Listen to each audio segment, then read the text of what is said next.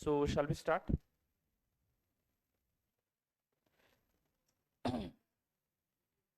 तो बच्चों, अभी तक हमने अकाउंटिंग के सारे कंसेप्ट्स पिछले लेक्चर में कंप्लीट किए हैं, बराबर। और अब हम शुरू करने वाले हैं हमारे unit number 1 of chapter number 2 के साथ। ठीक है, chapter number 2 unit number 1। Chapter number 2 में टोटल कितने यूनिट्स हैं? टोटल 6 यूनिट्स हैं। जस्ट अ सेकेंड, मैं नोट्स थोड़े ओपन कर लेता हूँ।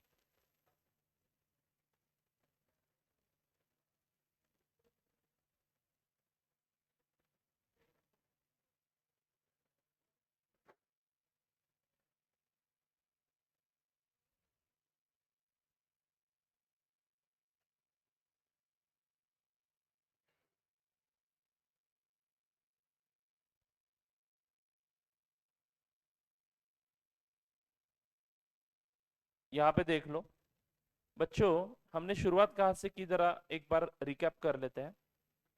हमने unit number 1 of chapter number 1 बस फॉर डेफिनेशन पर्पस देखा था, अकाउंट्स का मीनिंग समझ लिया और उससे हम बाहर निकल के डायरेक्टली कहाँ पे जंप किए? यूनिट नंबर 2 पे, accounting concepts, principles and conventions, जिसमें 2 से 3 कंसेप्ट मैंने अभी तक आपको पढ़ाए नहीं है। जो जरूरत उसकी पड़ती है तब मैं उसको पढ़ाऊंगा। यानी मैं क्या कर रहा हूँ, unit number 1 as well as unit number 2 part part में खत्म कर रहा हूँ, क्योंकि एक साथ पढ़ाऊंगा तो थोड़ा सा बोरिंग लगेगा और उसका जो पर्पज है पढ़ाने का, जो कि आपको समझ में आना चाहिए, वो पूरा कंप्लीट नहीं होगा। तो जो जरूरत है उतने चीजें मैं आपको अभी पढ़ा रहा हूँ, बाकी चीजें बाद में पढ़ाऊंगा। ठीक है, फिर मैं इस बचे हुए यूनिट्स को छोड़ के डायरेक्टली कहाँ पे जंप कर रहा हूँ? अकाउंटिंग प्रोसेस नाम के चैप्टर पे। तो अभी आप हेडिंग लिखिए, chapter number 2 accounting process.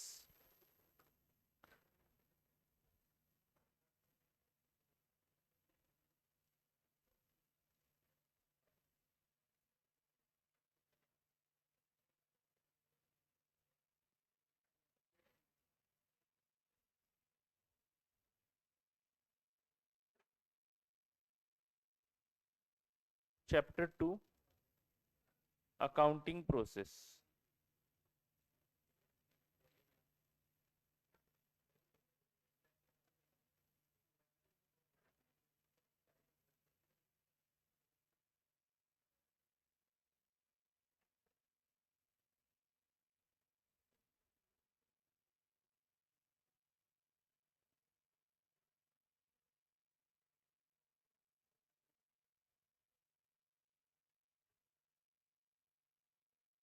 Chapter 2 accounting process लिखा।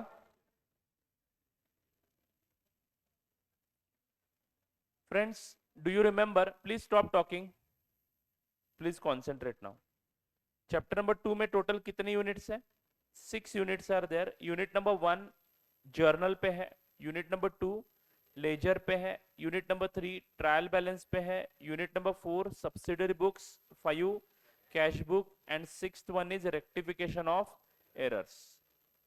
मार्किंग वेटेज देखते हो तो मोस्टली यूनिट नंबर 6 पे ज्यादा क्वेश्चन पूछे गए हैं।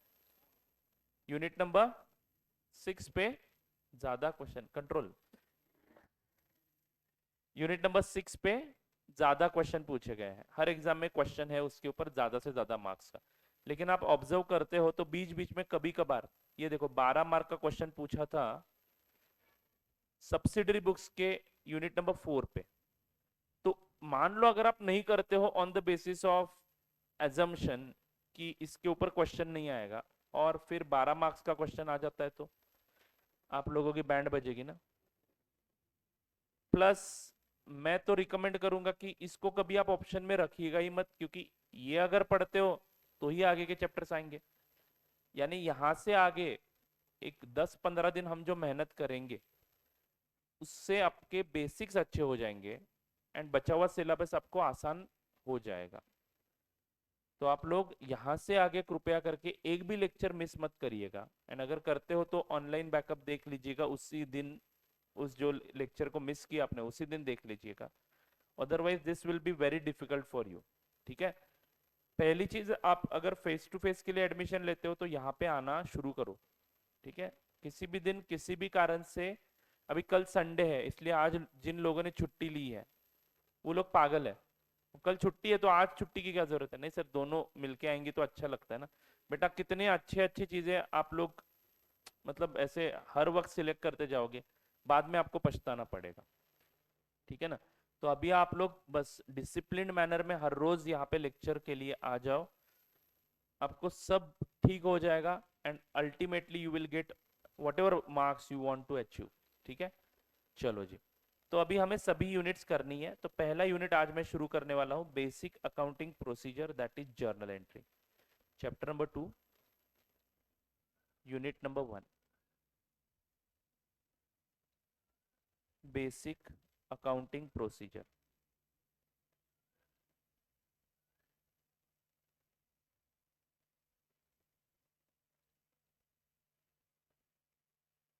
That is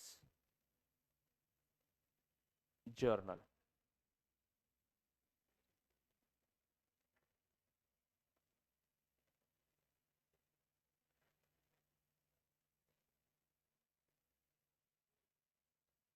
double entry system aspect.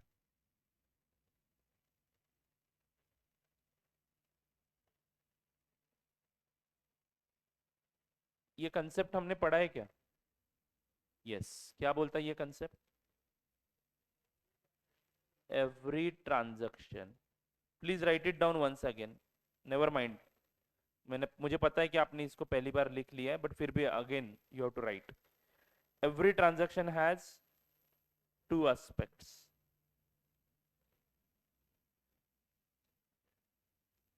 One is debit, another one is credit.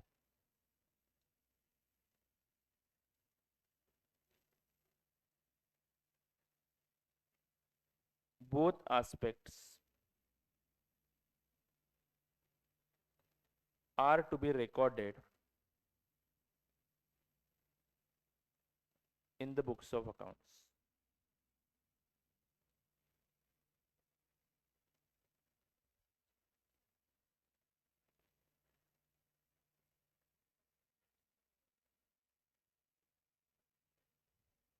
Both aspects are to be recorded in the books of accounts. ठीक है ना? तो ये कंसेप्ट हम ऑलरेडी पढ़ चुके हैं, इसके ऊपर मैं ज्यादा समय नहीं गवाऊंगा। बट आपको इतना पता चल चुका है क्या कि हर ट्रांजैक्शन में कम से कम 2 इवेंट होंगे और उन दोनों इवेंट को हमें रिकॉर्ड करना है। अब भला रिकॉर्ड करना है तो कैसे करना है? तो उसके लिए हमें पहले बिजनेस शुरू करना पड़ेगा। तो इमेजिन कि you have started a business. ठीक है, कौन सा बिजनेस करना चाहते हो? चलो मान ही लेते हैं कि आप चार्टर्ड अकाउंटेंट बन गए। सर मानना क्या है, उसमें बनने ही वाले हैं, है कि नहीं? बट अभी बहुत समय है, लगभग 3 साढ़े 3 साल का गैप है आपके उस ड्रीम में, और अभी आप जहाँ पे बैठे हो उसमें कम से कम 4 साल का गैप है कि नहीं? अगर आप अटेम्प्ट पे अटेम्प्ट लेते जाओगे तो मे बी ये गैप 10 साल का भी हो सकता है। ठीक है, तो बच्चों मान लो आप चार्टर्ड अकाउंटेंट बन गए, पहला फीलिंग क्या होगा? पार्टी करेंगे, बराबर है ना? यस, दोस्तों को बुलाएंगे, पार्टी करेंगे, और उसके बाद सोचेंगे कि अभी आगे क्या करना है। आपको पता है क्या दुनिया में सबसे ज्यादा कंफ्यूज्ड पर्सन कौन होता है? एक चार्टर्ड अकाउंटेंट, नया नवेला चार्टर्ड अकाउंटेंट जो अभी अभी सीए बना है। रिजल्ट के बाद दिमाग में इतने क्वेश्चंस आने शुरू हो जाते हैं, you are not going to believe it, because you have lot of options. जैसे कि मान लो कोई इंजीनियर बनता है तो उसको पता है कि उसको जॉब कहाँ पे करनी है, उसको पता है कि उसको जॉब ही करनी है, बस कंपनी सिलेक्ट करनी होती है उसको, उसका कंफ्यूजन होता है। अब हमारे पास ऑप्शन देखो ना कितने हैं। हम एक तो खुद की प्रैक्टिस कर सकते हैं, या फिर जॉब कर सकते हैं। जॉब में जॉब करूँ तो कहाँ पे करूँ?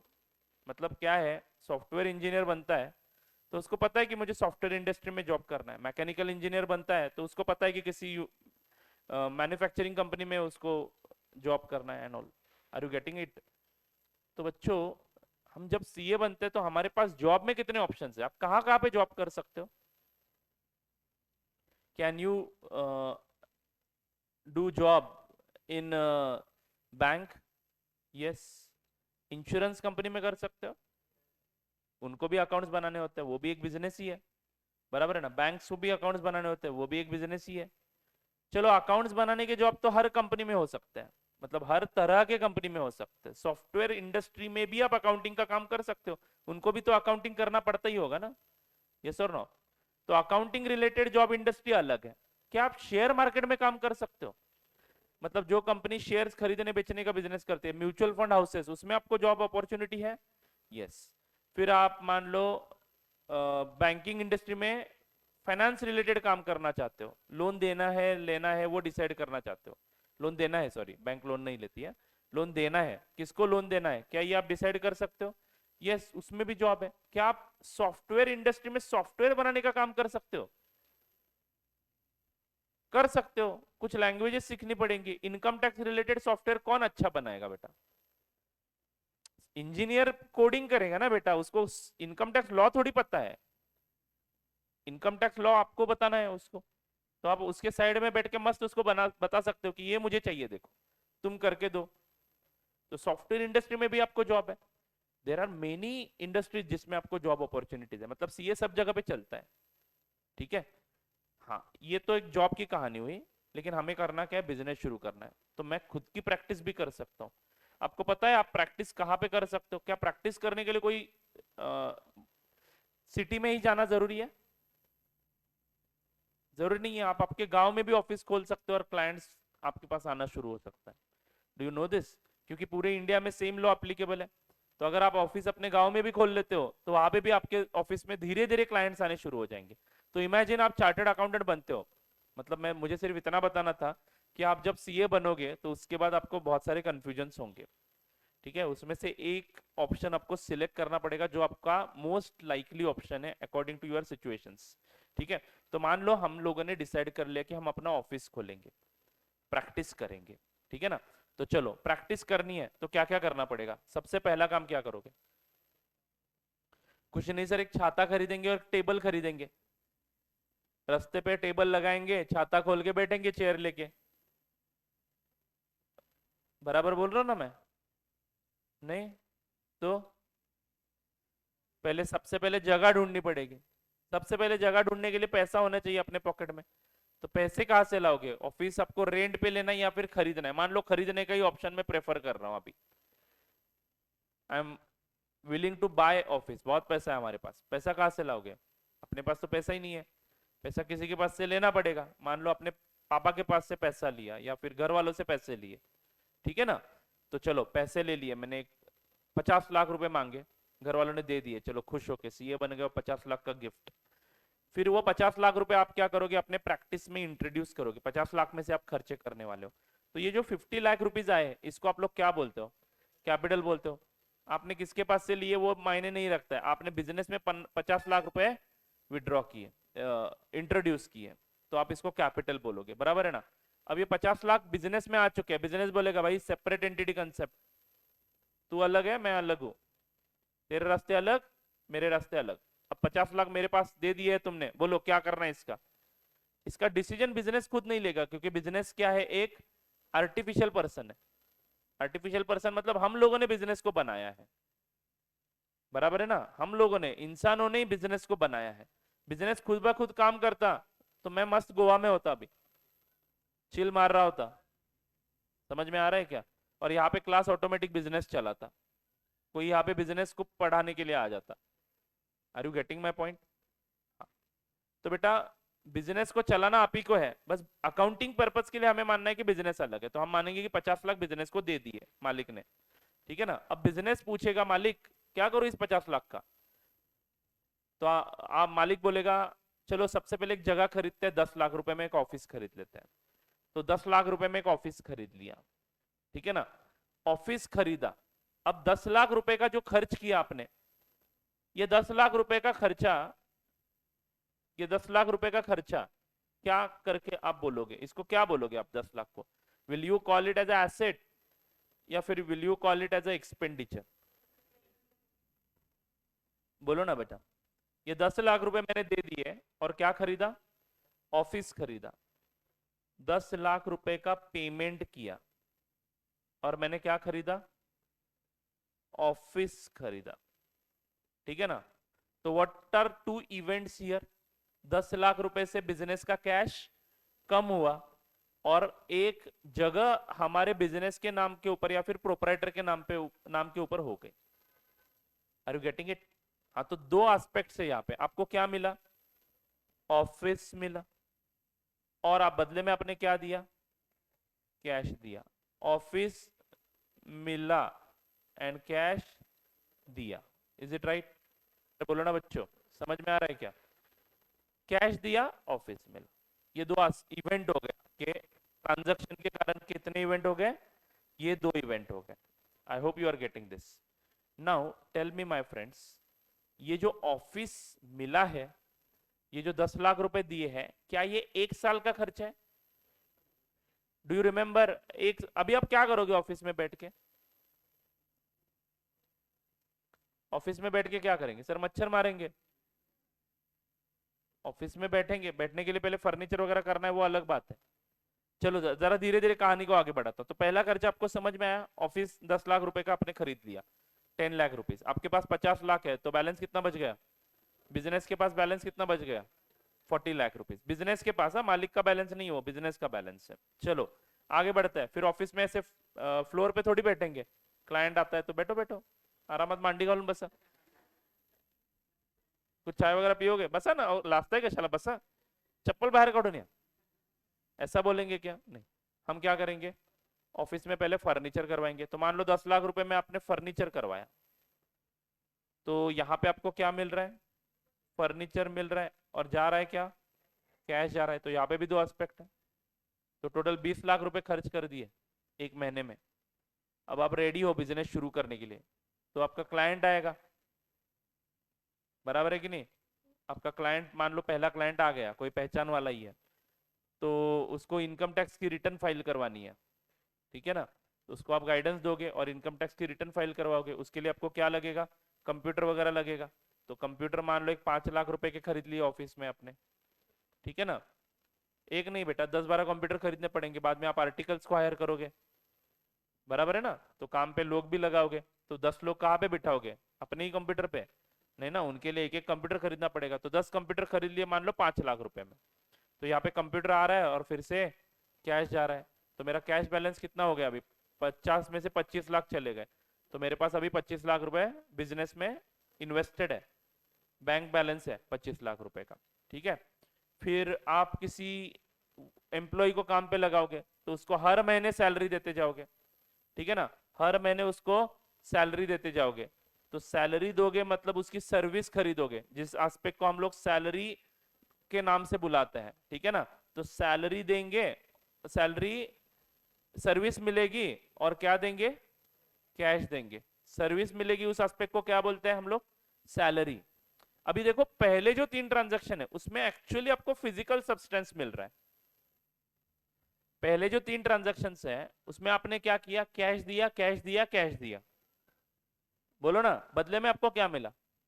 पहले जगह मिली, बराबर है ना, मतलब एक प्रॉपर कंस्ट्रक्टेड ऑफिस मिला आपको। Is it a physical substance? Yes. दूसरे केस में आपको फर्नीचर मिला। Is it a physical substance?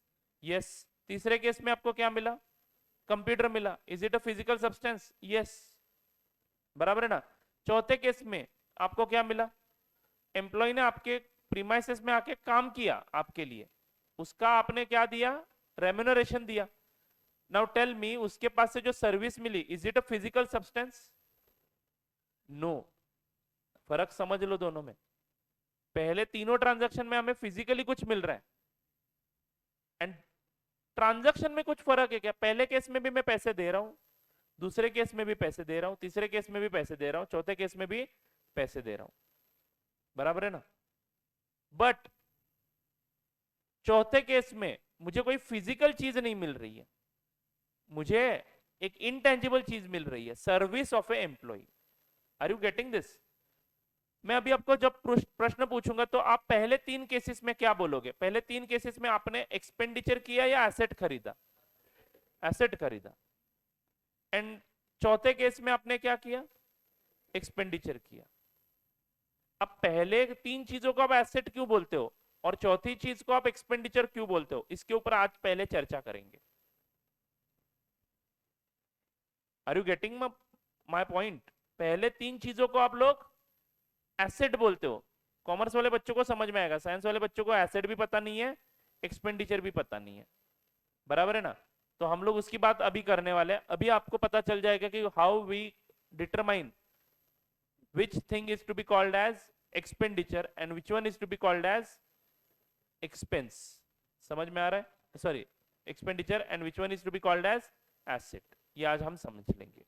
ठीक है, तो बच्चों पहले तीन चीजों में आप लोगों ने एक कॉमन चीज ऑब्जर्व की क्या? यहां पे एक तो फिजिकल सब्सटेंस आपको मिल ही रहा है, और वो जो चीज आपको मिल रही है वो आप कितने सालों के लिए यूज कर सकते हो? लॉन्ग टर्म पीरियड के लिए। कंप्यूटर कितने साल तक जा सकता है? मे बी 5 साल। ऑफिस 20 years, 25 years, बोलो बेटा। Then furniture 10 years, may be 20 years। यानी ये जो पेमेंट्स आप कर रहे हो, इसका बेनिफिट, इसका लुफ्त आप कितने सालों के लिए उठाने वाले हो? 1 साल से ज्यादा पीरियड के लिए। अब ये जो ऑफिस है इसका उपयोग करके आप लोग इनकम जनरेट करोगे कि नहीं करोगे? बच्चों बोलो, ये जो ऑफिस है ये यूज करके आप लोग ऑफिस में क्या क्रिकेट खेलने वाले हो? नहीं ना, क्या खेलने वाले हो? बिजनेस बिजनेस खेलने वाले हो? बोलो हाँ या ना। क्लाइंट आएंगे, वहां पे बैठेंगे, मीटिंग्स वहां पे होंगे, हमारा स्टाफ वहां पे बैठेगा। तो ऑफिस का उपयोग किस चीज के लिए कर रहे हो? पैसा कमाने के लिए। कितने सालों के लिए करोगे? Long term sir. अगर ऑफिस 30 साल तक नहीं गिरता है तो 30 साल तक चलाएंगे ऑफिस। गोइंग कंसर्न कंसेप्ट क्या बोलता है? हमारा पीरियड जो है वो इनडेफिनेट है। एक हाथ बिल्डिंग की लाइफ कितनी होती है? Have you ever have a thought on this? एक हाथ बिल्डिंग की लाइफ कितनी होती है? 100 साल। एक बिल्डिंग 100 साल तक जिंदा रह सकता है क्या? अगर भूकंप वगैरह नहीं आता है तो, कोई एबनॉर्मल चीज नहीं होती है तो आराम से आराम से रह जाता है बिल्डिंग 100 साल तक। अपने कोल्हापुर में कितने बिल्डिंग्स दिखाओ जो 100 साल से ज्यादा पीरियड के लिए यहाँ पे एग्जिस्टेंस में है, पुराने वाले जमाने में कंस्ट्रक्ट किए हुए। अभी तो हम सीमेंट कंक्रीट यूज करते हैं। चलो 100 साल तक बिल्डिंग रह सकती है बेटा, मतलब life of building can be 100 years। हाँ, आप कितनी मान रहे हो वो डिपेंड करेगा, बट 100 years हो सकती है। बोलो हाँ या ना। फर्नीचर कितने साल तक रह सकता है? मे बी 20 years। बोलो हाँ या ना। मे बी 10 साल। डिपेंड करेगा कि आपने फर्नीचर किस प्रकार का किया है। वो पूरा सागवान यूज किया है तो ज्यादा लाइफ है। प्लाई यूज किया है बस, थोड़ी कम लाइफ है। समझ में आ रही है बात? हाँ, तो आप लोगों को पता है आपने कौन सा फर्नीचर खरीदा है और उसका लाइफ कितना हो सकता है। कंप्यूटर मे भी 10 साल तक भी चल सकते हैं। अगर आपको टेक्नोलॉजी अपग्रेड नहीं करनी पड़ रही है तो 10 साल तक कंप्यूटर यूज कर सकते हैं हम लोग आराम से, बराबर है ना। तो मुझे सिर्फ ये बताना है कि यहाँ पे जो चीजें मुझे मिल रही है उसका उपयोग मैं बिजनेस में करने वाला हूं, और बिजनेस में करने वाला हूं, और ये उपयोग करके मैं क्या कमाने वाला हूं? इनकम कमाने वाला हूं। लेकिन इनकम कितने सालों के लिए कमाओगे बेटा? बिजनेस का तो लाइफ इनडेफिनेट है। तो एसेट उसमें मान लो 10 साल के लिए अगर हम यूज कर सकते हैं, एसेट का लाइफ अगर 10 साल है तो वो एसेट यूज करके इनकम कितने सालों के लिए कमाओगे? 10 सालों के लिए। बेटा बहुत ही इंपॉर्टेंट कंसेप्ट डिस्कस कर रहा हूं, ध्यान देना। एसेट में कितने सालों के लिए यूज कर रहा हूं? 10 सालों के लिए। इनकम कितने साल कमाऊंगा? 10 साल। यानी इनकम 10 सालों में डिस्ट्रीब्यूट होके आएगी। बात पकड़ में आ रही है क्या? कंप्यूटर का उपयोग कितने सालों के लिए करूंगा मैं? 10 साल। तो बेटा इनकम कंप्यूटर जनरेट करके देगा 10 सालों के लिए।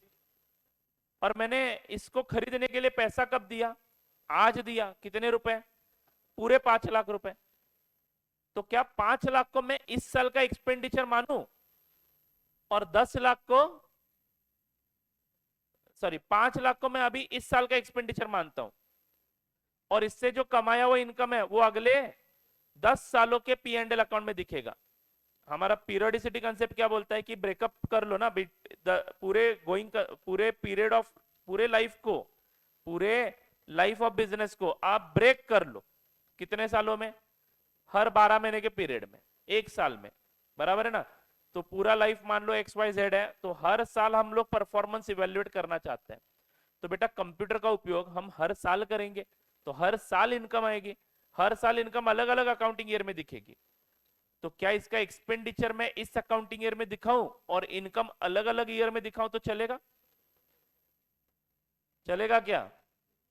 कुछ लोग यस बोल रहे हैं, कुछ लोग नो बोल रहे हैं। अरे बोलो ना, शर्माते क्यों हो? चलेगा क्या? नहीं चलेगा, क्यों? Matching concept. अभी देखो लॉजिक के साथ समझ में आना शुरू हो जाएगा। तो मैचिंग कंसेप्ट क्या बोलता है कि आप लोग रेवेन्यूज के साथ इनकम एक्सपेंडिचर मैच करना सीख लो। बेटा ये भी एक्सपेंडिचर ही है, ये भी एक्सपेंडिचर ही है, ये भी एक्सपेंडिचर ही है, ये भी एक्सपेंडिचर है, लेकिन आप इसको एसेट बोलते हो क्यों, और इसको एक्सपेंडिचर बोलते हो क्यों? फर्क है। आनी चाहिए थी ना क्वेरी। दोनों जगह पे पेमेंट ही हो रहा है ना, सिंपल सा बात है बेटा। दोनों जगह पे मेरे पास से कैश जा रहा है, दोनों जगह पे मेरे पास से कैश जा रहा है। ये पहले तीन है जो वो एसेट है, और बाद में जो सैलरी है वो क्या है? एक्सपेंडिचर है। ऐसा क्यों? कभी सोचा आपने? सिंपल लॉजिक है, मैचिंग कंसेप्ट। पहले तीन खर्चे जो मैं कर रहा हूं उसमें एक तो मुझे फिजिकल एसेट मिल रहा है, और वो एसेट मैं यूज करने वाला हूं इनकम कमाने के लिए। इनकम कितने सालों तक कमाएंगे? जब तक एसेट में जान है तब तक इनकम कमाएंगे उस एसेट का उपयोग करके। बोलो हाँ या ना? हाँ। वही सैलरी के खर्चे में एक प्रॉब्लम क्या है? सैलरी पे किया, सर्विस कितने पीरियड का मिला? 1 महीने का। फिर अगले महीने की सर्विस मिलेगी, अगले महीने का सैलरी पे करेंगे। यानी यहां पे सैलरी का जो अमाउंट है वो सिर्फ और सिर्फ 1 महीने का बेनिफिट मुझे दे रहा है, लेकिन ऊपर जो ऑफिस का अमाउंट है 10 लाख रुपए जो मैं पे कर रहा हूं वो मुझे कितने सालों का बेनिफिट दे रहा है? बेनिफिट यानी इनकम, इनकम कमा के दे रहा है। कितने सालों के लिए? 20 सालों के लिए। और सैलरी जो है वो कितने पीरियड का बेनिफिट देगा? सिर्फ 1 महीने का सर्विस देगा। बोलो हाँ या ना? अगर सैलरी पे कर दी मैंने मान लो 10 साल की एकदम पहले ही दिन, तो उसको भी एसेट बोलना पड़ेगा बेटा, क्योंकि वो एम्प्लॉय आगे कितने साल के लिए काम करेगा? 10 साल के लिए। तो वो एम्प्लॉय काम करेगा तो इनकम कमा के देगा मुझे। अगर वो इनकम कमा के मुझे दे रहा है अगले 10 सालों के लिए, तो उसको जो पेमेंट कर रहा हूं वो कितने पीरियड में दिखना चाहिए? अगले 10 सालों में दिखना चाहिए। कौन सा concept? Matching concept. I hope you are getting it. मैंने बोला था 10,000 बार रिपीट करूंगा, 3 बार 4 बार हो गया, देखो ठीक है ना? काउंट करना, पक्का 10,000 बार रिपीट करता ही हूं मैं। सर आपने सच में काउंट किया? नहीं, ऐसे ही थापा मार रहा हूं मैं। बट हो जाता है बार बार। मतलब कल जिनको मैचिंग नहीं समझ में आया उनको आज थोड़ा ज्यादा समझ में आएगा, लेकिन आप जरा सेटिस्फेक्शन होगा। मैं ये नहीं बताऊंगा कि सैलरी एक्सपेंडिचर है और ये 3 एसेट है। आप डिसाइड करोगे कि कौन सा एसेट है और कौन सा एक्सपेंडिचर है। पढ़ाने का तरीका थोड़ा सा अलग है बट बेटर है, ठीक है ना? ये बेस अगर अच्छा हो जाता है तो आप फटाक से काम कर सकते हो। तो अभी आपके ईपीए के एंगल से, अभी आप बताओ ईपीए के एंगल से, आप जिस बेंच पे बैठे हो उस बेंच के लिए मैंने पैसा ईयर 1 में जब खरीदे थे तभी खर्च किया है, तो मैंने उस बेंच को एसेट समझा होगा या एक्सपेंडिचर समझा होगा? एसेट समझा होगा। क्यों? क्योंकि सर बेंच की लाइफ में भी 10 साल हो सकती है, तो 10 साल बैच चला के मैं पैसे कमाऊंगा बेंच को यूज करके। तो मैंने मान लो 1 साल में ही खर्चा दिखा दिया। जिस साल बेंच खरीदे, मान लो 10 लाख रुपए के बेंच है, पहले ही साल में मैंने 10 लाख का खर्चा दिखा दिया। तो होगा क्या? खर्चा जाएगा 1 साल में और उससे कमाए हुए इनकम जाएंगे 10 सालों में। तो मैचिंग गया भाड़ में। आप अकाउंटिंग कॉन्सेप्ट्स को फॉलो नहीं कर रहे हो। इसीलिए आपको बचपन में बताया गया कि when you purchase a bench you treat it as a asset, show it as a asset in the balance sheet, and धीरे धीरे उसको डेप्रिसिएट करो so that you can match the revenues with the expenses. Now you will find you beauty accounts कितना मस्त है, देखो बराबर है ना? कैसे मस्त एक्सपेंडिचर दे। मतलब इनडायरेक्टली शॉर्ट में बताना चाहूं साइंस वाले बच्चों के लिए, बेंच खरीदता हूं तो पार्ट में खर्चा दिखाता हूं, सैलरी पे करता हूं तो फटक से खर्चा दिखा देता हूं। क्यों? क्योंकि सैलरी जो दे रहा हूं उसका बेनिफिट मैं ऑलरेडी ले चुका हूं रेवेन्यू कमाने के लिए। छोटे छोटे बेनिफिट है, 1 साल के अंदर जो बेनिफिट मिल रहा है। हमें रेवेन्यू कितने पीरियड का दिखाना है? 12 महीने का। तो खर्चा भी कितने पीरियड का दिखाना है? 12 महीने का। तो आज से एक बात ध्यान में रखो, एसेट भी एक एक्सपेंडिचर है, बट उसको हम लोग कौन सा एक्सपेंडिचर बोलते हैं? कैपिटल एक्सपेंडिचर बोलते हैं। यानी एक्सपेंडिचर दो प्रकार के होते हैं, मैं तो बोलता हूं तीन प्रकार के होते हैं एक्सपेंडिचर। ठीक है, नहीं वो रेवेन्यू कैपिटल वो तो है ही, लेकिन एक तीसरा प्रकार मैं आपको बताने वाला हूं, लॉस। एक्सपेंडिचर तीन प्रकार के होते हैं, एक होता है कैपिटल एक्सपेंडिचर, एक होता है रेवेन्यू एक्सपेंडिचर, एंड तीसरा होता है लॉस। ये समझाने के लिए मैं आपकी भाषा में आपको एक एग्जांपल देता हूं। ठीक है, आप बिजनेसमैन हो मान लो, और आपको अभी एक मस्त बाइक खरीदना है। चलो, आपका नाम क्या है? फर्स्ट बेंच, आप ब्लू शर्ट, ओमकार। ओमकार बताइए, कौन सा बाइक अच्छा लगता है तुम्हें? कोई रेसिंग बाइक वगैरह अच्छा नहीं लगता है? स्प्लेंडर ही अच्छा लगता है। दर्दी फैन है देखो स्प्लेंडर का। चलो फिर भी बोलने के लिए बोल दो ना कोई एक आध मस्त बाइक, मुझे नाम याद नहीं है अभी। निंजा, कौन से कंपनी का है वो? Company Ninja, Kawasaki, okay, Japanese. हाँ जी, तो ये जो निंजा कंपनी है, कितने में मिलता है बाइक ये? 4 लाख रुपए होगा। अच्छा, चलो आली लहर केलाकर खरीदते हैं। तो आप लोग बिजनेस के लिए बाइक यूज करना चाहते हो, ठीक है ना, बिजनेस के लिए बाइक यूज करना चाहते हो। सॉरी, नाम फिर से भूल गया नाम। ओमकार, ओमकार, हाँ। ओमकार जी, आप बताइए, आप बिजनेस करते हो, गुड्स बेचते हो, तो आप क्या करते हो? क्रेडिट पे गुड्स बेचते हो, तो लोगों के पास से पैसे कलेक्ट करने हैं, ठीक है ना। अलग अलग जगह पे जाके अपना बिल कलेक्ट करते हैं हम लोग, होते हैं ना वसूली, जाते हैं ना बिजनेस वसूली करने के लिए। हाँ, तो ये निंजा लेके जाने वाला है वसूली करने के लिए। ठीक है, तो 4 लाख रुपए का बाइक खरीदा। अरे भाई कोल्हापुरी है, शौक रखते हैं बाइक कार्स खरीदने का, बराबर है ना। तो चलो निंजा खरीद लिया, निंजा बराबर है ना। निंजा मतलब वो फाइटिंग करते वाला निंजा, नहीं कराटे, वो नहीं क्या? अच्छा, तो निंजा वाला बाइक खरीद लिया। हाँ, देखा है मैंने, बट कभी कभार क्या है, आप अपडेटेड लोग होते हो ना, इसलिए मैं आप ही को पूछता हूँ, लेटेस्ट ट्रेंडिंग बाइक कौन सा है? बीच में केटीएम ज्यादा जाता था, केटीएम ड्यूक करके, तो बच्चे केटीएम ड्यूक का नाम लेते थे, फिर मैं सर्च करता था गूगल पे, केटीएम ड्यूक कैसे दिखती है। आपके साथ मैच करना होता है ना, आपकी भाषा बोलूंगा तो आप ज्यादा कनेक्टेड रहोगे, है कि नहीं? यस, हाँ जी। तो बच्चों मुझे, मैंने निंजा खरीद ली, मैंने मतलब ओमकार ने, ओमकार या Omkar, O M, okay, Omkar ने क्या खरीद लिया? निंजा खरीद लिया। और अभी ये रंकाड़ा जाना चाहता है निंजा लेके, पैसे कलेक्ट करने के लिए। ठीक है, वहां से शोरूम से बाइक निकाली, कितने रुपए दिए उसने? 4 लाख रुपए। तो पहले बताइए कि 4 लाख रुपए का खर्चा जो है, वो कैपिटल एक्सपेंडिचर है या रेवेन्यू एक्सपेंडिचर है? Capital expenditure. कैसे? क्योंकि सर ये 4 लाख खर्च करके ये कितने साल के लिए बाइक चलाएंगे? 15 साल, आरटीओ के नियमों के अनुसार 15 साल, बराबर है ना। तो 15 साल लाइफ पकड़ते बाइक की, यानी ये 15 साल के लिए बाइक यूज करेगा और पैसे कलेक्ट करेगा, बिजनेस का ही काम कर रहा है।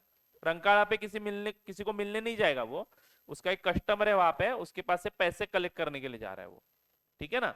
तो वहां पे जाके पैसे कलेक्ट कर रहा है वो। तो शोरूम से बाइक निकालते ही उसको याद आया कि वहां से उस पार्टी से पैसे कलेक्ट करने हैं, ठीक है। बाइक लेके वो निकला।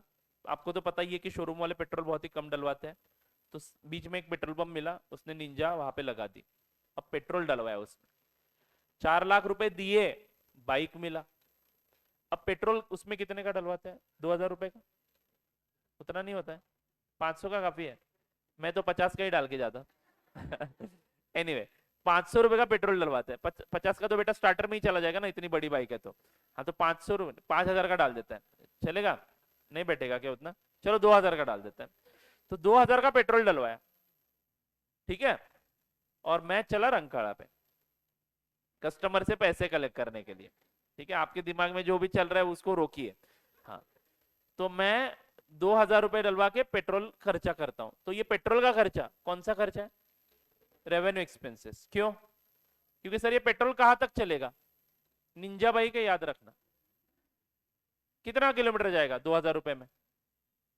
कुछ एक 100 किलोमीटर, 100-200 एग्जैक्टली रहने दो यार, 100 किलोमीटर, 100 किलोमीटर तो अगले 2-3 दिन में खत्म कर दोगे यार। पेट्रोल खर्च करके 2,000 रुपए का मुझे जो बेनिफिट मिल रहा है वो कितने दिनों का है? अगले 2-3 महीने का ही है। बात पकड़ में आ रही है क्या? अगले 2-3 दिनों का है, सॉरी 2-3 दिनों का है, एक्सट्रीमली सॉरी, 2-3 दिनों का है। बोलो हाँ या ना? यस, वही निंजा का खर्चा जो किया था मैंने, बाइक खरीदने का खर्चा ही था, पेट्रोल भी खर्चा ही है। बाइक खरीदने का जो खर्चा है उसको मैंने कौन सा खर्चा बोला? Capital expenditure. उसको मैं शिद्दत से धीरे धीरे धीरे धीरे खर्चा दिखाऊंगा। क्यों? क्योंकि मैचिंग कंसेप्ट बोलता है उसको यूज करके जो रेवेन्यू कमा रहे हो वो अगले 10 सालों में आएंगे, 15 सालों में आएंगे, तो खर्चा भी 15 सालों में दिखा। तो निंजा का कॉस्ट ले, उसको 15 साल से डिवाइड कर, धीरे धीरे धीरे धीरे धीरे 15 सालों में खर्चा दिखा। बराबर है ना? एकदम बराबर है, परफेक्ट है ये। वही पेट्रोल का टेंशन ही नहीं है, क्योंकि कितने साल तक जाएगा, कितने दिनों तक जाएगा पेट्रोल? 2 दिनों के बाद फिर से मुझे पेट्रोल भरवाना पड़ेगा। अरे बोलो हाँ या ना? यस। उसके बाद ये रंकाड़ा चला गया, कस्टमर से मिला, लेकिन एक गलती कर दी, नो पार्किंग में गाड़ी लगा दी। पता नहीं था बेचारे को, तो नो पार्किंग में गाड़ी पार्क कर दी। पुलिस मामा आए, चलान काटा 2,000 रुपए का। तीनों ट्रांजैक्शन में देखो, तीनों ट्रांजैक्शन में हम पैसे दे रहे हैं, लेकिन तीनों अलग अलग है। अब ये चलान के जो 2,000 रुपए दिए, is it a business expenditure? Yes, why not? Business करने के लिए गया था ना वहां पे। हो सकती है गलती, penalty is always a business expenditure. Penalty गलतियों के कारण हमें खामियाजा भुगतना पड़ता है, करेक्ट है कि नहीं? तो चलो उसने नो पार्किंग में गाड़ी लगा दी, ठीक है, तो पेनाल्टी भरनी पड़ी 2,000 रुपए के। इस पेनाल्टी से मुझे क्या बेनिफिट मिल रहा है? पेट्रोल से क्या बेनिफिट मिल रहा था? गाड़ी चल रही थी मेरी, पैसे कलेक्ट हो रहे थे। ये 2,000 रुपए भर के क्या मिला आपको? क्या मिला? घंटा। घंटा कुछ नहीं मिला। बोलो हाँ या ना? तो जब मैं खर्च करता हूं और रिटर्न में कुछ मिलता ही नहीं है, उसको क्या बोलते हैं? लॉस बोलते हैं। Are you getting it? मतलब मैंने पूरी मेहनत की लेकिन मुझे क्या मिला? कुछ भी नहीं मिला, तो मैं उस चीज को क्या बोलूंगा? लॉस। क्लियर है क्या बच्चों? तो एक्सपेंडिचर के वैसे दो ही टाइप्स है, capital expenditure and revenue expenditure. But मैं तीसरा टाइप लॉस में भी फर्क समझा रहा हूं मैं आपको। कभी कभार खर्चा करते हैं लेकिन रिटर्न में कुछ मिलता ही नहीं है, उसको क्या बोलते हैं? लॉस बोलते हैं। जैसे कि penalty. Are you getting this? तो बच्चों आज हम लोग एक्सपेंडिचर के 3 टाइप्स पहले पढ़ेंगे, and how we are going to implement this while doing the accounting, how we are going to use this concept while doing the accounting, that we will see। ठीक है ना? तो चलो लिखेंगे types of expenditure.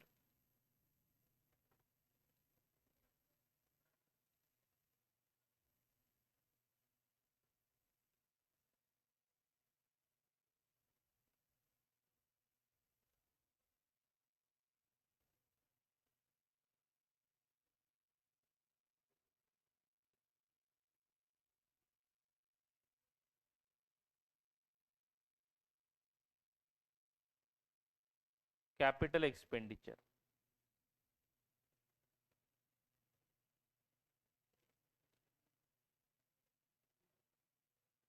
And revenue expenditure. Basically पहले expenditure समझा आपको? क्या एक्सपेंडिचर में पेमेंट उसी वक्त करना जरूरी है, या आप पेमेंट बाद में भी कर सकते हो? बाद में भी कर सकते हैं। मैं निंजा बाइक क्रेडिट पे भी ले सकता हूं। बोलो हाँ या ना? हाँ, तो पहले ये चीज समझ लो, ट्रांजैक्शंस क्रेडिट भी होते हैं, कैश भी होते हैं, हमने समझ लिया था उसको। चलो, एक्सपेंडिचर 2 प्रकार के होता है, capital expenditure and revenue expenditure. किसी भी एक्सपेंडिचर को कैपिटल एक्सपेंडिचर कब बोलता है? लिखेंगे expenditure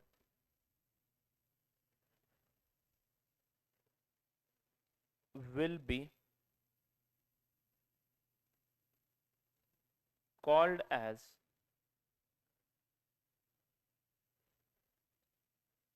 capital expenditure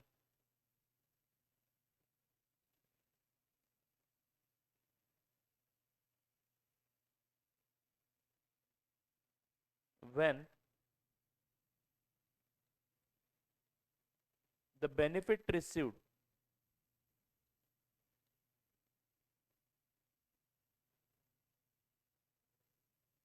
out of that expenditure, when the benefit received out of that expenditure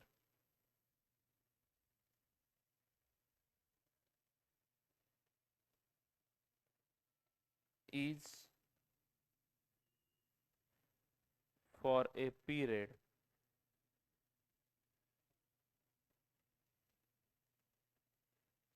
more than 1 year, is for a period more than 1 year.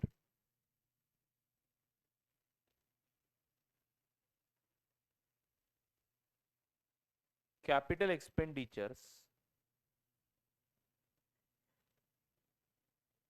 are often treated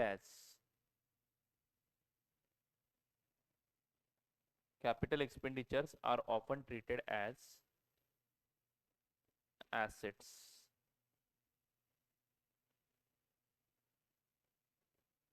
ठीक है ना? Asset मतलब अभी समझ में आया क्या? एसेट मतलब खर्चा अभी कर रहा हूं, लेकिन उसका बेनिफिट अगले कई सालों तक मिलेगा. That's why I don't treat that expenditure as expenditure. We treat it as asset, and from that asset some amount we transfer to expenditure every year to match the revenues with expenses. Now you are getting it logically. यानी आपको आज तक कैसे पढ़ाया गया कि इसको asset बोल, इसको यहां पे दिखा, यहां से थोड़ा थोड़ा अमाउंट P&L को भेज. सही है क्या? बट आपने भी कभी डेयरिंग नहीं किया कि ऐसा क्यों, और सामने वालों को भी कभी जरूरत नहीं लगी कि ये बताना है, बट अभी हमें जरूरत है. ठीक है ना? चलो, रेवेन्यू एक्सपेंडिचर मतलब क्या?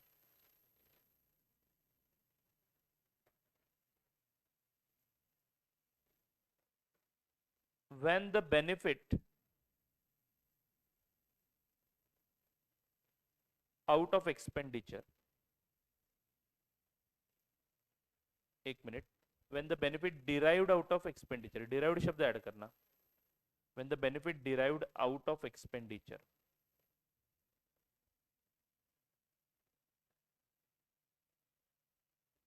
is for a period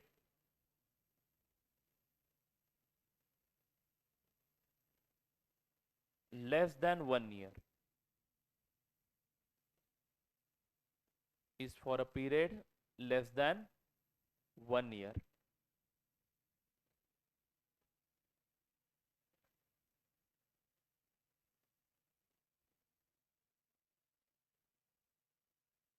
it will be called as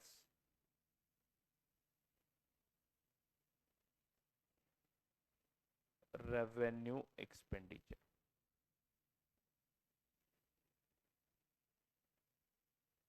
It will be called as revenue expenditure. ठीक है बच्चों? फाइन, ये बताना जरूरी था. Note, when there is no benefit out of any expenditure,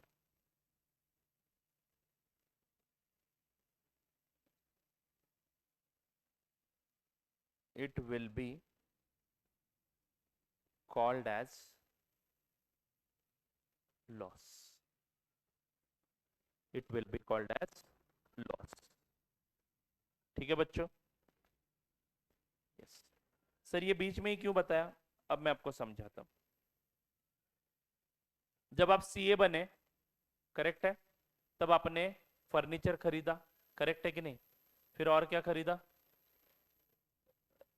office खरीदा, कंप्यूटर खरीदा. अब इन तीनों को एसेट बोलना ये समझ में आ चुका है. तीनों के केस में आपके पास एक एसेट आ रहा है और आपके पास से कैश जा रहा है. फिर आपने किसी एम्प्लॉय को हायर किया, सैलरी दे दी, 1 महीने का सर्विस मिला, सैलरी दी, तो ये सैलरी जो है वो कौन सा एक्सपेंडिचर है? रेवेन्यू एक्सपेंडिचर है. और ऊपर के तीन जो है वो क्या है? कैपिटल एक्सपेंडिचर्स है, करेक्ट है कि नहीं बच्चों? फिर आप क्या करोगे बेटा, फीस चार्ज करोगे, इनकम कमाओगे, करेक्ट है कि नहीं? यानी आप बिजनेस शुरू करने के बाद करते क्या हो, आप एसेट्स खरीदते हो, आप एक्सपेंडिचर्स पे करते हो, करेक्ट है ना? फिर आप इनकम कमाते हो, आप इनकम कमाते हो। मतलब जो कोई भी बिजनेसमैन है वो जो जो ट्रांजैक्शन हर रोज करता है, those revolve around purchasing of property. एक तो वो प्रॉपर्टी खरीदता है, नहीं तो वो एक्सपेंडिचर्स पे करता है, नहीं तो वो किसी पर्सन के साथ ट्रांजैक्ट करता है। जैसे कि मान लो फर्नीचर आपने पैसे नहीं दिए, अब थोड़ा सा एग्जांपल चेंज कर रहा हूं, मान लो फर्नीचर के केस में आपने पैसे नहीं दिए, तो आप लोगों को कारपेंटर का नाम याद रखना पड़ेगा कि नहीं? तो वहां पे दो एस्पेक्ट क्या है, फर्नीचर अभी मेरे पास आ रहा है एंड कारपेंटर को पैसे देने पड़ रहे। कारपेंटर का नाम मान लो मिस्टर एक्स है, तो मिस्टर एक्स को पैसे देने पड़ रहे। तो कोई भी ट्रांजैक्शन आप कर लो, एक तो आप कैश दोगे, नहीं तो क्रेडिट पे करोगे, करेक्ट है कि नहीं? अब अगर आप क्रेडिट पे करते हो ट्रांजैक्शन, तो उस व्यक्ति का नाम आ जाएगा। मतलब आप जो जो ट्रांजैक्शन करते हो वो रिवॉल्व करते हैं एक तो एसेट के साथ, नहीं तो पर्सन के साथ, नहीं तो खर्चे एंड इनकम के साथ। Are you getting it? तो मैं एक पॉइंट यहां पे एक्सप्लेन करने जा रहा हूं, please write it down.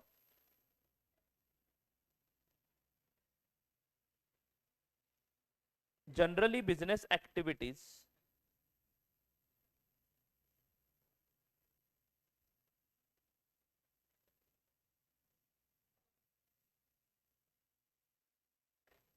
Generally business activities को ही हम लोग क्या बोलते हैं, ट्रांजैक्शंस। लिख लो ऐसे ही, generally business activities that is transactions revolves around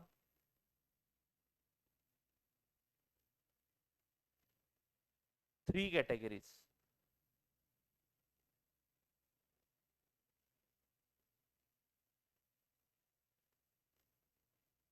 तो तीन कैटेगरीज के साथ ये बिजनेस एक्टिविटीज जनरली रिवॉल्व करती है। Those relating to property. एक एक मिनट, लिख लिया आपने? ये नहीं लिखा ना? लिखा है तो जरा सा कट करिए, हम इसको चार्ट फॉर्म में ही कन्वर्ट करते हैं।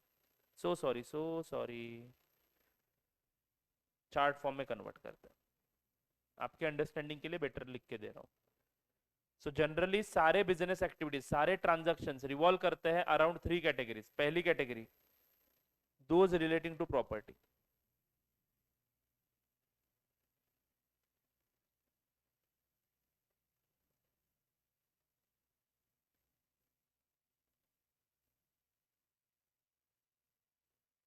नंबर टू,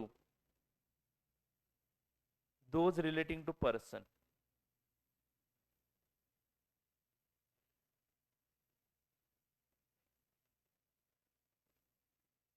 एक तो पर्सन के साथ रिलेटेड होता है, नहीं तो दोज रिलेटिंग टू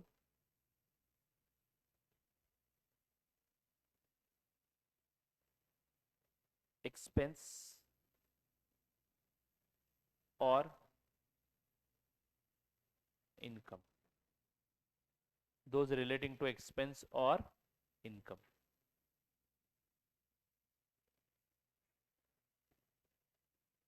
ठीक है मेरे प्यारे बच्चों, समझ में आ रहा है? दोज रिलेटिंग टू प्रॉपर्टी, कोई भी बिजनेस का एग्जांपल ले लो, ये तीन कैटेगरीज के साथ ही उसके ट्रांजैक्शन रिलेटेड है। कोई भी बिजनेस का एग्जांपल, कोई भी, हाँ कोई भी मतलब कोई भी। चलो आपने किराना स्टोर शुरू कर दिया, तो सबसे पहले क्या खरीदना पड़ेगा, दुकान खरीदना पड़ेगा, या फिर दुकान रेंट पे लेंगे इस बार। चलो इस बार रेंट पे लेते हैं, तो क्या करोगे, हर महीने का रेंट पे करोगे। तो ये जो रेंट पे करने का ट्रांजैक्शन है दैट रिवॉल्व्स अराउंड प्रॉपर्टी और एक्सपेंस। रेंट देने के बाद बेनिफिट कितने पीरियड का मिलता है, एक महीने का मिलता है, जो कि एक साल से कम है। तो एक साल से कम बेनिफिट वाला पैसा पेमेंट कर रहा हूं, तो उसको क्या बोलूंगा, एक्सपेंडिचर। तो एक्सपेंडिचर कैटेगरी में गया क्या? अरे बोलो ना बच्चों। फिर आप क्या करोगे, हाँ लेकिन बेटा रेंट देने के लिए पहले बिजनेस में पैसे लाने पड़ेंगे ना, तो ओनर पैसा लाएगा। ये कौन से कैटेगरी के साथ बिलोंग करता है, कैश आया और किसने दिया कैश? ओनर ने दिया। ओनर कौन है?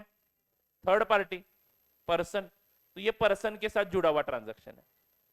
Are you getting it? एक एस्पेक्ट पर्सन के साथ जुड़ा हुआ है और एक एस्पेक्ट बिजनेस के एंगल से देखोगे तो कैश बिजनेस का क्या हो गया? प्रॉपर्टी हो गया।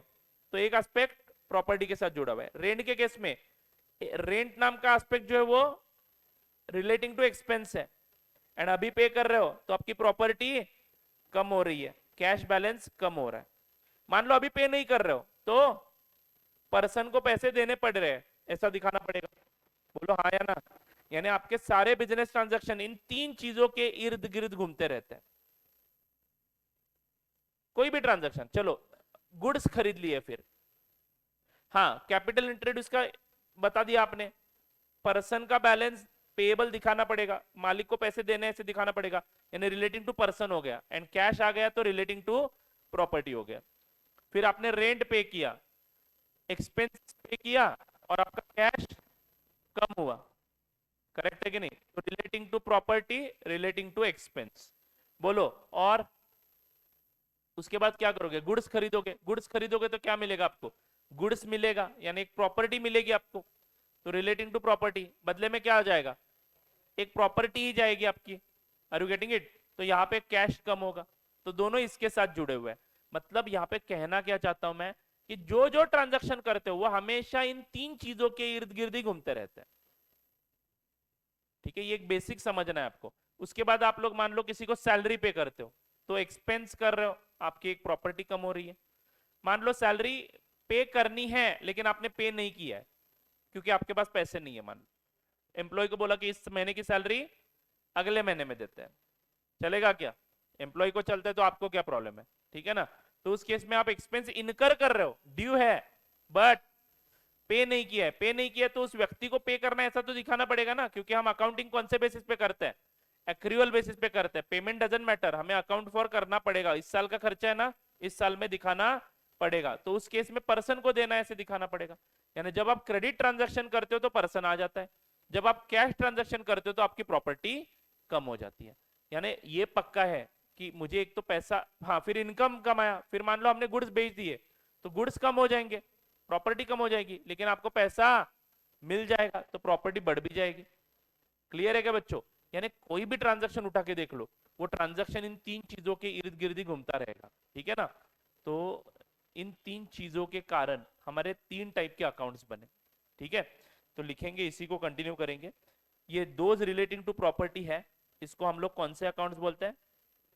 रियल अकाउंट्स बोलते हैं। ठीक है ना? रियल नहीं, रियल। ठीक है ना? Real accounts. Those relating to person है उसको कौन से अकाउंट्स बोलते हैं? Personal accounts. हाँ सर अभी कुछ लग रहा है, देखो कुछ हमें आता है करके। एंड तीसरा those relating to expenses and income है, उनको हम लोग कौन से अकाउंट्स बोलते हैं? Nominal accounts. ठीक है बच्चों? Now what is account? That is the question. What is account? Account account account लिखा ना, पर्सनल अकाउंट, अकाउंट ठीक से लिखिए बेटा, personal account and nominal account. What is account? तो लिखेंगे every transaction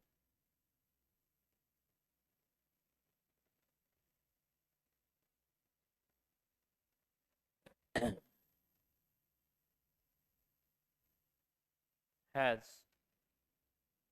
two minimum, every transaction has minimum two aspects slash events। बराबर है ना? हर ट्रांजैक्शन को कम से कम दो इवेंट्स तो होते ही है।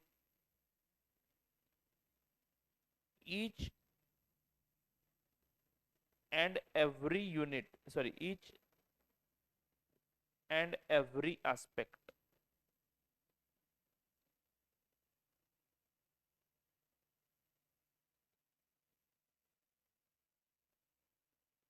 should be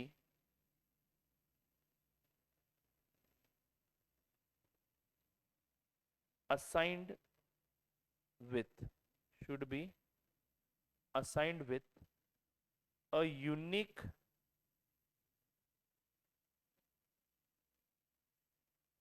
name.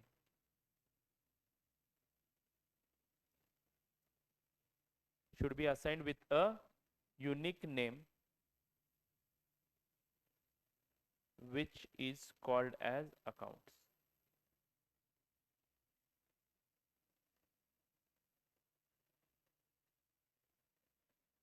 Which is called as account.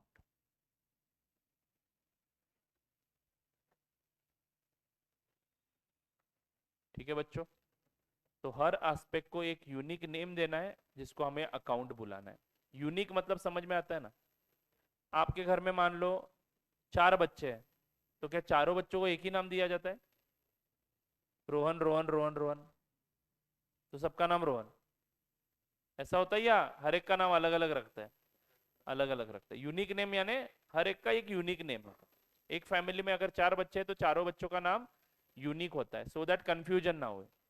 ठीक है ना. तो हमें भी यही करना है, हर एस्पेक्ट को एक यूनिक नाम देना है. एंड एक बार उसको नाम दिया तो उसको फिर से नाम मत दो, नहीं तो और कंफ्यूजन हो जाएगा. जैसे कि मान लो जो नगद होती है, कैश नोट्स, उसको हम लोग क्या नाम देंगे? Cash account. Example, money in cash, इसको क्या नाम देंगे? Cash account. अकाउंट लिखते हैं तो ऐसे A/C करके लिखते हैं. देन मनी एट बैंक, इसको क्या नाम देंगे? Bank account.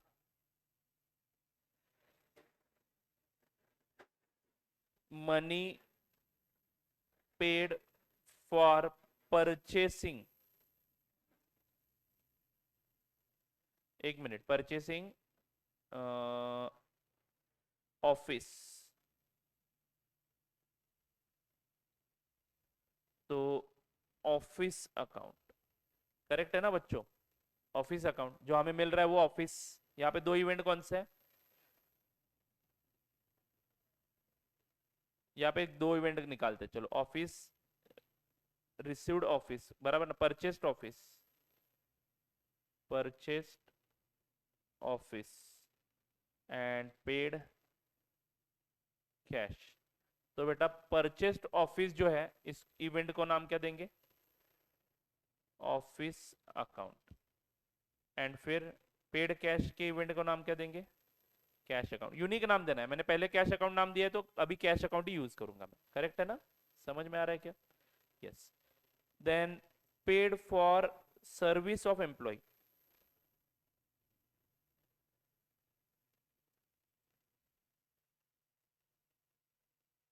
बोलिए जी. यहाँ पे 2 इवेंट कौन से हुए? सर्विस मिला एंड कैश गया. सर्विस को नाम क्या देंगे? Salary account. आई होप आपको समझ में आ रहा है. एंड कैश को नाम क्या देंगे? Cash account. इस बार पहली बार कैश को नाम कैश अकाउंट दिया है, दूसरी बार मैंने कैशू अकाउंट दिया तो चलेगा क्या? अलग अलग अकाउंट हो जाएंगे बेटा. एक बार कैश को कैश असाइन कर दिया तो कैश हो गया, खत्म. करेक्ट है क्या? देन मान लो paid for rent of premise,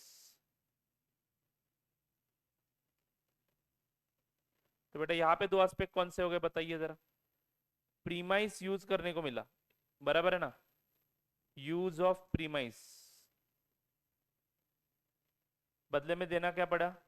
cash.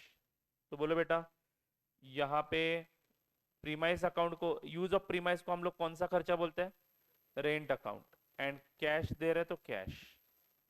Correct है क्या? Purchase of goods on credit,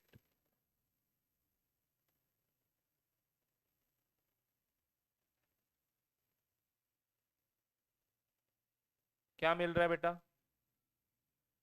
goods मिल रहा है. करेक्ट है क्या? हाँ, और देना क्या पड़ रहा है? कुछ नहीं, कैश नहीं, क्रेडिट पे खरीद रहा हूं तो पर्सन. करेक्ट है क्या? Person mister x. करेक्ट है. मिस्टर एक्स को पैसे देने मान लो, तो गुड्स के लिए कौन सा अकाउंट बनाऊंगा?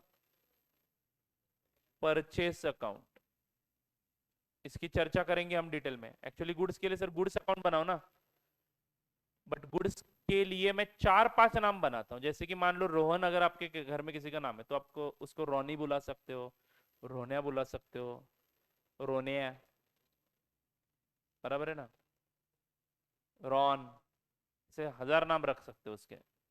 बॉयज यू कैन अंडरस्टैंड, बराबर है ना, गर्ल्स में भी होता होगा। हाँ, तो गुड्स के लिए मैंने अभी परचेस रख दिया। जब गुड्स बेचता हूँ तो उसको सेल बोलता हूँ। उसका रीजन क्या है उसकी भी चर्चा करेंगे, उसके लिए मुझे और एक कंसेप्ट पढ़ाना है और उसके बाद मैं वो पढ़ाऊंगा। अभी फिलहाल आप परचेस अकाउंट लिख दो। एंड पर्सन मिस्टर एक्स के लिए कौन सा अकाउंट रखेंगे, मिस्टर एक्स अकाउंट, पर्सन के नाम से अकाउंट खोलेंगे। बोलो हाँ या ना। हाँ, अब आपका डबल एंट्री सिस्टम अप्रोच क्या बोलता है कि ये जो दो एस्पेक्ट है ये दोनों के दोनों रिकॉर्ड करना है। करेक्ट बोल रहा हूं क्या मैं? तो ये दोनों एस्पेक्ट कौन से कैटेगरी में जा रहे हैं वो हमें ढूंढना पड़ेगा। अब cash, what is it a property? मेरे पास जो कैश है वो मेरी प्रॉपर्टी है क्या, या फिर मेरा वो पर्सनल अकाउंट है? पर्सन का तो संबंध नहीं है कैश के साथ, कैश तो एक प्रॉपर्टी ना, प्रॉपर्टी मतलब फिजिकल सब्सटेंस। बोलो हाँ या ना। एसेट, प्रॉपर्टी मतलब एसेट। क्या कैश एक एसेट है? यस, बराबर है ना। तो कैश एक रियल अकाउंट है, करेक्ट है कि नहीं? वेर एज ऑफिस जो खरीदा वो क्या है, वो भी एक प्रॉपर्टी है। एक प्रॉपर्टी दे के दूसरी प्रॉपर्टी खरीद ली। अब ये जो डबल एंट्री एस्पेक्ट है ये क्या बोलता है कि आप लोग जब रिकॉर्डिंग करोगे, जर्नल बनाओगे, तब इसमें से एक एस्पेक्ट, पहले ट्रांजैक्शन में से ये पहला एस्पेक्ट एक तो डेबिट होगा नहीं तो क्रेडिट होगा, एंड दूसरा एस्पेक्ट भी डेबिट होगा नहीं तो क्रेडिट होगा। एंड ये डेबिट क्रेडिट की टोटल मैच होती है, ये दोनों एस्पेक्ट अगर रिकॉर्ड करते हो तो। क्योंकि बिजनेस ट्रांजैक्शन को आपने समझ लिया है, अगर मैं कुछ खरीद रहा हूं तो मुझे कुछ देना पड़ेगा। तो एक अकाउंट डेबिट होगा और एक अकाउंट क्रेडिट होगा। जो आपके पास आ रहा है उसकी वैल्यू भी उतनी दिखेगी और जो आपके पास से जा रहा है उसकी भी वैल्यू उतनी दिखेगी, बस आपकी एंट्री बन जाएगी। बट ये डेबिट कौन सा होगा और क्रेडिट कौन सा होगा वो जानने के लिए अकाउंटिंग में कुछ नियम बनाए गए हैं, और वो नियम हर टाइप ऑफ अकाउंट के लिए अलग अलग रूल बताते हैं। तो आज आपने क्या सीखा, टाइप्स ऑफ अकाउंट सीखे, करेक्ट है कि नहीं? तो आगे लिखेंगे types of accounts.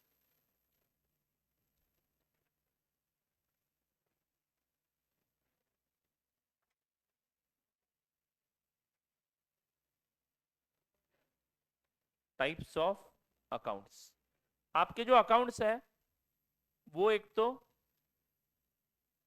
Relating to, बोलिए बेटा, रिलेटिंग टू प्रॉपर्टी होता है, या फिर रिलेटिंग टू पर्सन होता है, या फिर रिलेटिंग टू, बोलिए ना, एक्सपेंस और इनकम होता है। ऊपर लिखा था हमने, फिर से लिखा लिखा नहीं आपने? लिखिए लिखिए, मैं इसमें आगे कंटिन्यू करने वाला हूं। तो पहले मैंने आपको ट्रांजैक्शंस इर्द गिर्द इन तीन चीजों के फिर यहाँ वहां घूमते रहते हैं मैंने ये बताया, फिर आपको अकाउंट का कंसेप्ट समझाया। अब मैं आपको बता रहा हूँ types of accounts. Types of accounts relating to property जो होते हैं उसको कौन से अकाउंट्स बोलते हैं? Real accounts. Then personal accounts, and then nominal accounts. Expense हो या इनकम उसको कौन सा अकाउंट बोलना है? नॉमिनल अकाउंट, करेक्ट है क्या? अब पर्सनल अकाउंट्स में, sorry, best way,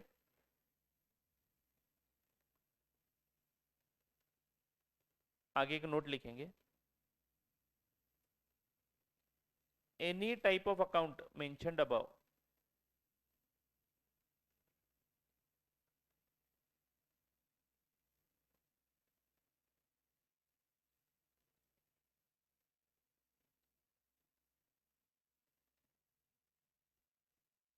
that is real comma personal comma nominal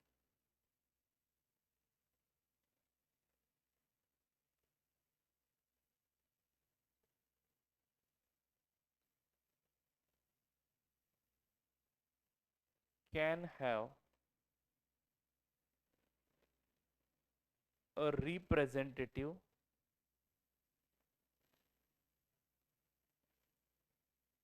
account, can have a representative account.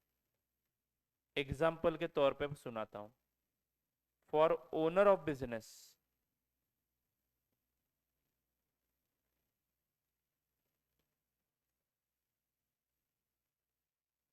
we use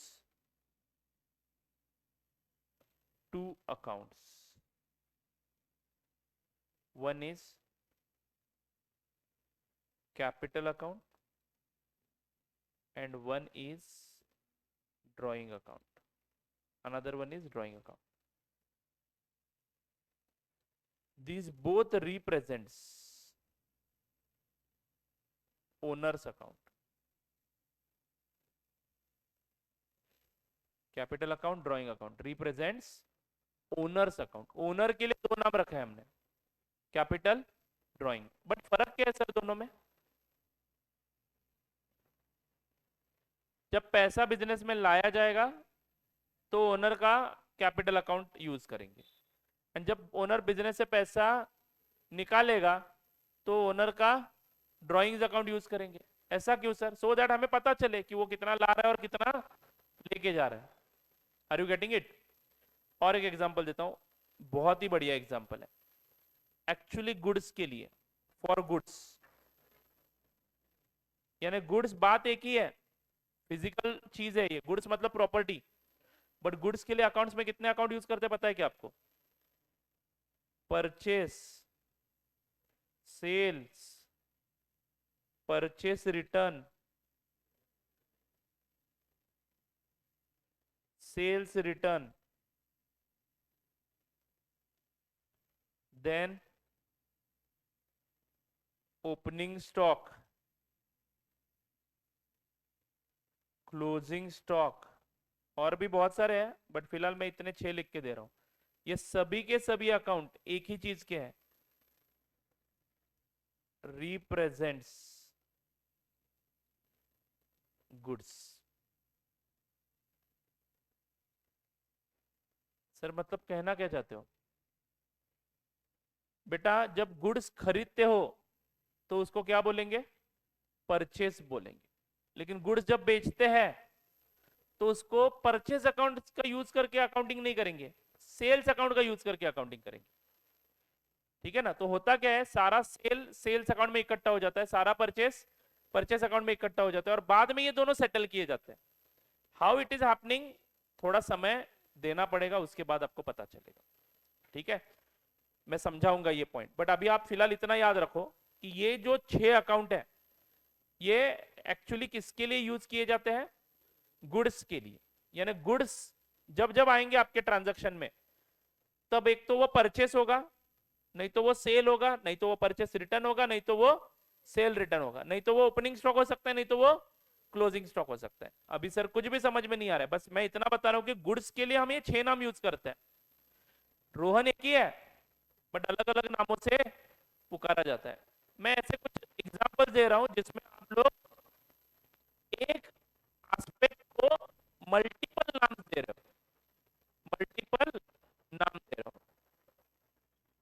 owner एक एस्पेक्ट है, पर्सन है, पर्सन. उस ओनर को आप एक ही अकाउंट रख सकते थे ना, कैपिटल नाम का.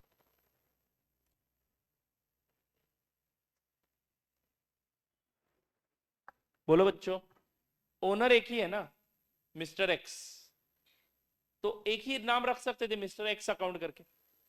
बट आपने आपने ऐसा नहीं किया अकाउंट्स में. आपने क्या किया, उसको 2 नाम दिए हैं, एक तो कैपिटल एंड दूसरा ड्राइंग्स. उसका रीजन सिंपल है, वो कितने पैसे ला रहा है वो मुझे अलग से ढूंढना है, और कितने पैसे लेके जा रहा है वो अलग से ढूंढना है. दोनों मिक्स नहीं करना है, ये पर्पज है. ठीक है ना? अब ये जो मल्टीपल नाम हम यूज करते हैं, इसको कौन से अकाउंट्स बोलते हैं हम लोग?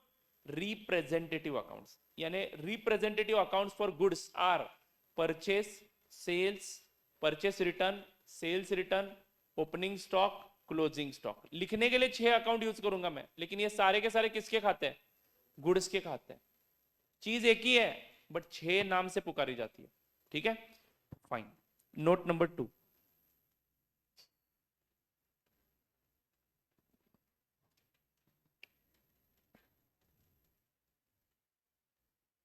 There are two types of person.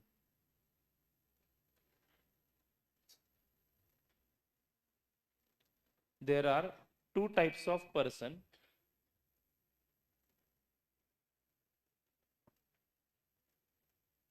with which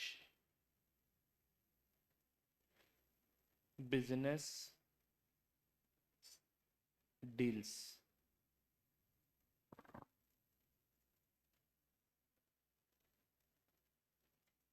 There are two types of person with which business deals.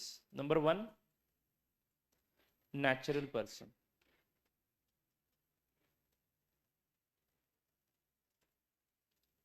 Natural person.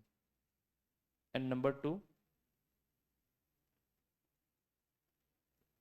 artificial person.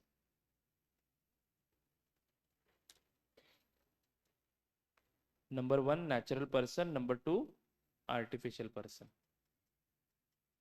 ठीक है बच्चों. अब नेचुरल पर्सन मतलब कौन? ह्यूमन बींग्स, आप मैं, ठीक है ना, मिस्टर एक्स मिस्टर वाई सब लोग. आप अभी हम जो है वो नेचुरल पर्सन है, बाय नेचर पैदा हुए हैं हम लोग, बराबर है ना. बट इंसान ने कुछ पर्सन को पैदा किया, पता है क्या? कंपनीज, पार्टनरशिप फर्म्स, ये हमने बनाए हुए पर्सन है. मतलब आप ईपीए से अगर व्यवहार कर रहे हो, आप फीस किसको दे रहे हो? अगर आपने चेक से पैसे दिए हैं तो आपने क्या नाम लिखा था चेक पे? एलिट प्रोफेशनल एकेडमी लिखा था. तो आप लोग ट्रांजैक्ट किसके साथ कर रहे हो? ईपीए के साथ कर रहे हो, एलिट प्रोफेशनल एकेडमी के साथ, जो कि एक पार्टनरशिप फर्म है. बात पकड़ में आ रही है क्या? हाँ, तो आप लोगों ने पैसा एलिट को दिया, हमें नहीं दिया, मुझे नहीं दिया पैसा, एलिट को दिया, और एलिट हमें पैसा देगा. फर्क है. तो अभी आप ट्रांजैक्ट किसके साथ कर रहे हो? आर्टिफिशियल पर्सन के साथ. जब आप एसबीआई में बैंक खाता खोलते हो तो एसबीआई क्या है? कंपनी है, बराबर है ना. एसबीआई एक कंपनी है. क्या एसबीआई एक नेचुरल पर्सन है? नहीं ना. बट एसबीआई का खाता हम लोग क्या बोलेंगे? Personal account. यानी जितने भी बिजनेसेस बनाए गए हैं उनको भी पर्सनल अकाउंट बोला जाता है.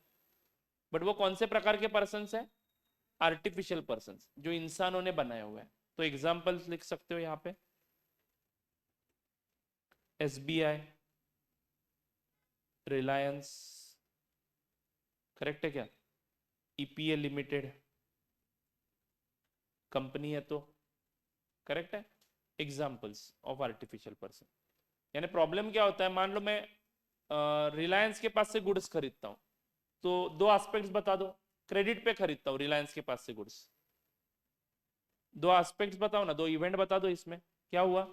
गुड्स आ गए, गुड्स आ गए, खरीद रहा हूं, मतलब कौन सा एस्पेक्ट यूज करूंगा, कौन सा अकाउंट यूज करूंगा? Purchase account. यानी गुड्स को मैं नाम क्या दूंगा? Purchase account. एंड पैसे दिए या देने हैं, तो नाम याद रखना पड़ेगा किसका? रिलायंस का. तो रिलायंस अकाउंट एक निकलेगा हमारे बुक्स में.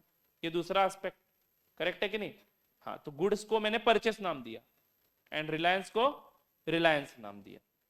अब double entry system of accounting क्या बोलता है कि every transaction has minimum two aspects. One will be debited and one will be credited. Now which one is to be debited? वो आपको पता है, इसलिए उस बेचारे को थोड़ी पता है. पता है?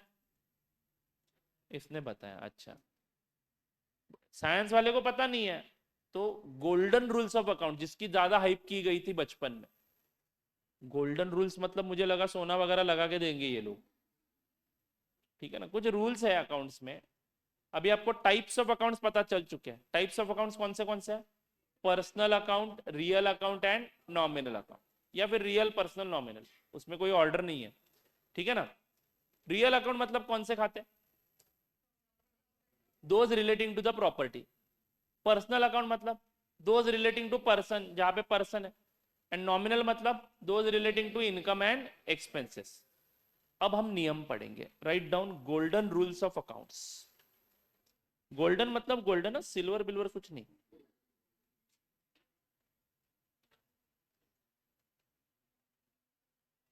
Golden rules of accounts.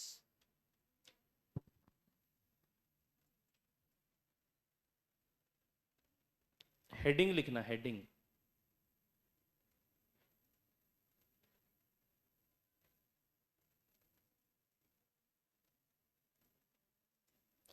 Sir commerce वाले बच्चों को ये सब पढ़ना जरूरी है क्या? यस। क्यों, समझाता हूं मैं आपको। मैं ज्यादा क्वेश्चन नहीं लेने वाला हूं, मैं हार्डली 3-4 क्वेश्चन लूंगा इसके ऊपर। बट एक बार आपको पूरा आइडिया आ जाएगा, कुछ चीजें रॉन्ग आपके दिमाग में बैठी हुई है वो निकालनी है मुझे, और कुछ सही वाली चीजें डालनी है। जैसे कि आप आज आपको कॉन्फिडेंस देखो अलग होगा, because you will be able to tell कि वाई वी प्रोवाइड डेप्रिसिएशन। मतलब ऐसी क्वेरीज आती नहीं थी आपको, मुझे तो आती थी 11th-12th में ऐसी क्वेरीज कि सर ऐसा क्यों है। देखो मुद्दा एक ही है ना, मैं फर्नीचर खरीद रहा हूं तो भी पैसे दे रहा हूं, एंड सैलरी पे कर रहा हूं तो भी पैसे दे। नहीं तो बेस्ट वे एग्जांपल ले लो ना, मैं बिल्डिंग खरीदता हूं तो मैं उसको एसेट में दिखाता हूं, और वही बिल्डिंग में यूज करने के लिए लेता हूं किसी दूसरे के पास से, तो मैं उसको रेंट बोलता हूं। दोनों में मैं पैसे ही दे रहा हूं ना, एक में मैं धीरे धीरे पैसे दे रहा हूं और एक में मैं पैसे देके ओनरशिप ही ले रहा हूं। तो पहले वाले को एसेट बोलना है और दूसरे वाले को एक्सपेंडिचर बोलना है, ऐसा क्यों? बेनिफिट, पहले वाले में बेनिफिट आप लोग 20 सालों के लिए लोगे, पैसा अभी जाएगा सबका सब, लेकिन बेनिफिट 20 सालों के लिए लोगे।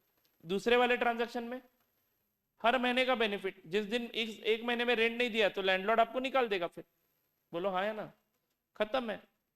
तो वहां पे हम लोग उसको एक्सपेंडिचर समझ रहे हैं और पहले केस में उसको एसेट समझ रहे हैं। बट एसेट क्यों समझ रहे हैं? Matching concept.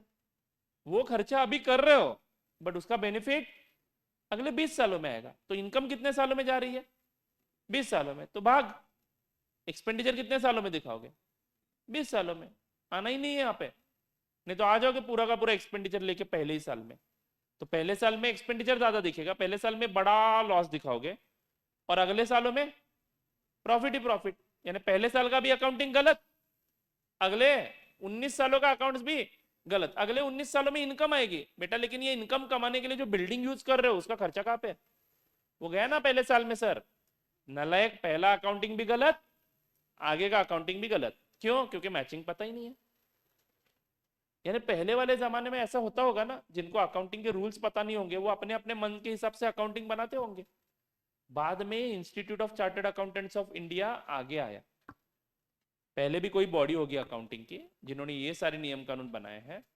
बाद में आईसीएआई ने हमारे इंडिया में सभी लोगों को सेम ट्रीटमेंट सिखाना शुरू कर दिया। और वो सेम ट्रीटमेंट समझने के लिए वो पहले 2-3 लेक्चर में मैंने कंसेप्ट पढ़ा है ना, बहुत ही इंपॉर्टेंट है। हर ट्रीटमेंट का लॉजिक है, हर ट्रीटमेंट के पीछे एक लॉजिकली अंडरस्टूड थियरी है, याद रखना। Conservatism the best concept.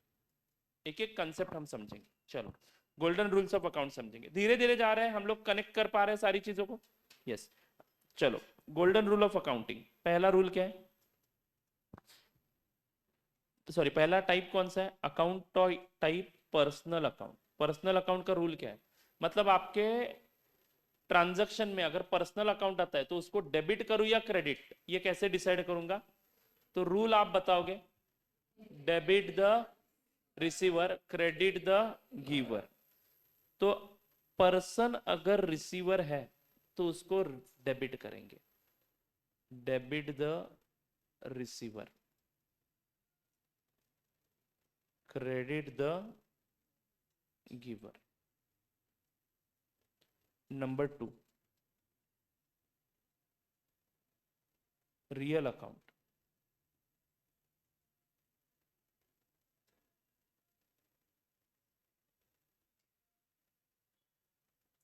Real account का भी नियम है, debit what comes in, credit what goes out.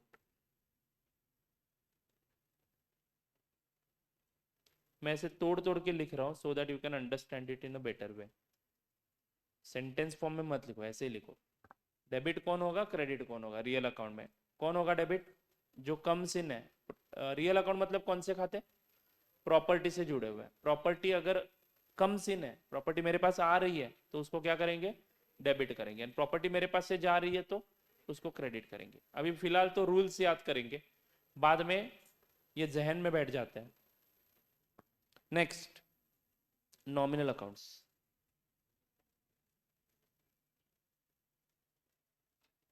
ये ट्रेडिशनल अप्रोच है बच्चों। Nominal accounts,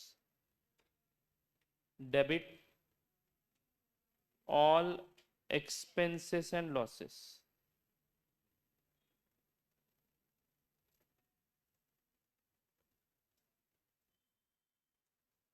credit all gains, incomes,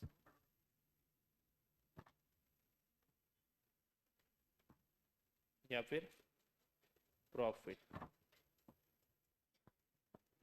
बच्चों यहाँ पे एक्सपेंस मतलब कौन सा एक्सपेंस की बात हो रही है, कैपिटल या रेवेन्यू? रेवेन्यू वाले। कैपिटल वाले कहाँ पे जाएंगे? रियल अकाउंट में जाते हैं सारे के सारे, करेक्ट है ना? यस। चलो अभी यहाँ पे रुक जाते हैं, ये रूल्स के साथ हम आगे कंटिन्यू करेंगे अगले लेक्चर में। थोड़ा ब्रेक लेते हैं, ब्रेक के बाद मिलते हैं, ठीक है? मेरा ही लेक्चर रहेगा अगला।